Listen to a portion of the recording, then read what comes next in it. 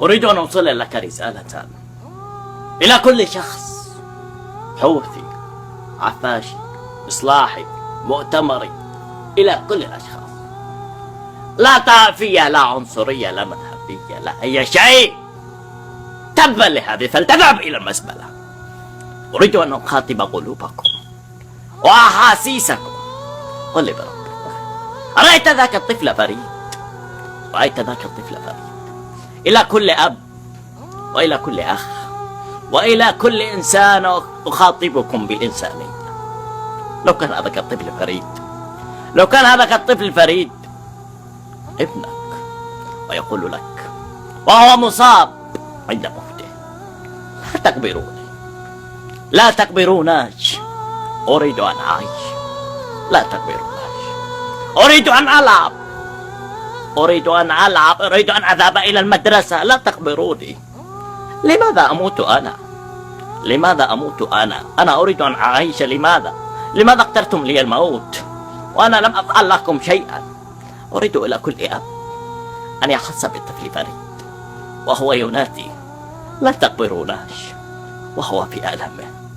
إلى كل أب، لو كان هذا الطفل ابنك، الذي ستكون ستفعله؟ ما الذي ستكون تفعله؟ طفل يريد أن يعيش واختاروا له الموت ومات. طفل أبكى، أبكى الدموع. لعن الله عيني إذ لم تبكي عليك يا فريد. لعن الله كل العيون إذ لم تبكي عليك يا فريد. لعن الله القلوب كل الذي لا تحس بإحساسك يا فريد.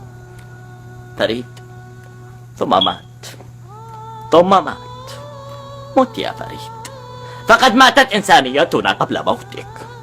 مت يا فريد، مت، مت يا فريد. لقد طلبت من الحياة من أناس يريدون لك الموت. مت يا فريد.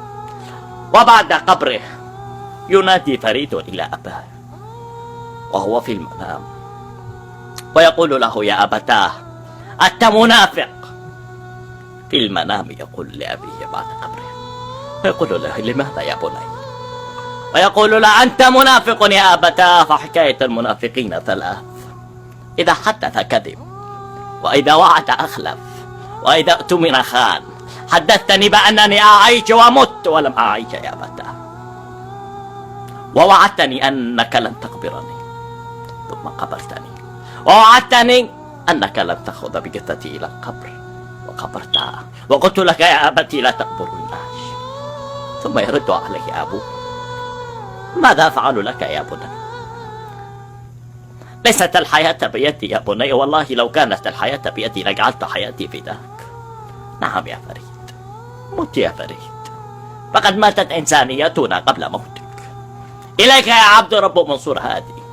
أيرضيك أن أحفادك وأطفالك هناك في الرياض يعيشون ويتهلون ويلعبون ويفرحون، بينما فريد يطلب الحياة ويموت؟ أيرضيك يا علي عبد الله صالح عندما أحفادك هناك في الإمارات يسهون ويلعبون فوقهم حراسات مشدد، بينما طفل فريد يطلب الحياة ويموت؟ أيرضيكم هكذا؟ أيرضيكم هكذا؟ أطفالنا يلهون ويلعبون وفريد يطلب منا الحياة ونموت. والله يا ليت نحن متنا كلنا وعاش فريد ليعيش بها طفولته، لكي يلعب في المدرسة، لكي يلهو ويعيش حياته. فريد، عذرا يا فريد.